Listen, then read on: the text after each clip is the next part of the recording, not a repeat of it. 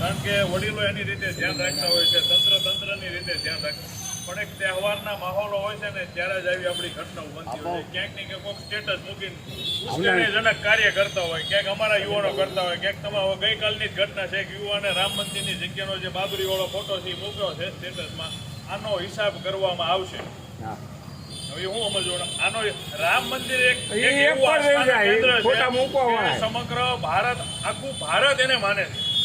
કોઈ એકલ દોકલ એક સમાજ નથી માનતું. રામ મંદિર એવું છે કે આખું ભારત માને છે, એમાં મુસ્લિમ સમાજ માને છે.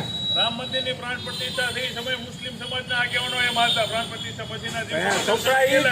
પણ હવે સિહોર ની અંદર આવો કોઈ જાહેર કાર્યક્રમ આવતો હોય ત્યારે આ ફોટો મૂકવો એટલે એક માહોલ ખરાબ કરવાનો વિષય છે. તો સાહેબને એક વિનંતી છે, ગઈકાલે સાહેબને જાણ કરી છે, તો આ જે કોઈ વ્યક્તિએ જે આ કૃત્ય કર્યું છે સાહેબ એનું ધ્યાન લે.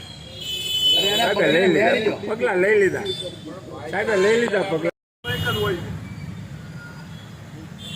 સાહેબ એમાં એવું હતું, આપણે 2-3 વર્ષ નીકળતા હતા, કોઈ બોલતું નહોતું.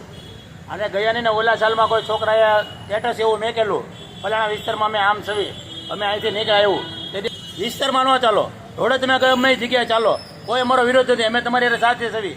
મેં પાણીના પરબે ઉપર સન્માન કરી રથયાત્રા નીકળે ત્યારે આર્યા મલ્લુકાભાઈ પૂછો. શ્રાવણ મહિનામાં દાવેન્દ્રપત્ર આપ્યું હતું કે આ વિસ્તારમાંથી નહીં હાલતા, મહેરબાની કરી આ વખતે. એટલે કોઈને મન દુભાઈ કામ ન થાય. શ્રાવણ મહિનો હોય, અમારા વિસ્તારમાં કોઈ વસ્તુ આડીવળી પડી હોય તો કોઈને એમ લાગે કે આ ઝૂકતું બન્યું, આપણે જ ના પાડી દઈએ, પણ છતાં પરમિટ અંદર નહીં આપી. જાહેર રોડે નથી આપતા. જો અમે પ્રગટાથી પરમિટ આની પહેલાં લીધી હતી ને 5 વર્ષ પહેલાં, તો ના પાડી કે આ વખતે હાલવા દેવી, ઓલી વખતે નહીં હાલતા. અમે નથી લેતા પરમિટ. 10 જણા હતા ચાલે વાંધો નહોતો. હવે દાડા દીધા વસ્તુ વધી ગઈ. અમે એમ કે પ્રગટના જાહેર રોડ ચાલો, અમને આપો પરમિટ. તમે આપશો? નાથી પહેલા હાલતા જ કંસારી બજાર હાલતા, અમારે રાજાશાહી વખતે કંસારી બજાર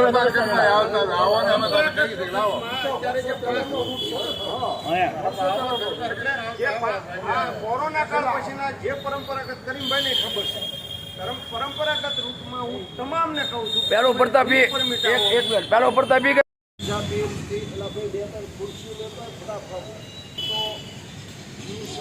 જલુસ નીકળે ગરીબ સાપીરનું અને દેવન આવડા હોય લીલા પીરનું, બે સુરકાન બેલે અને બે પાસા આપણે આંબેડકર ચોક.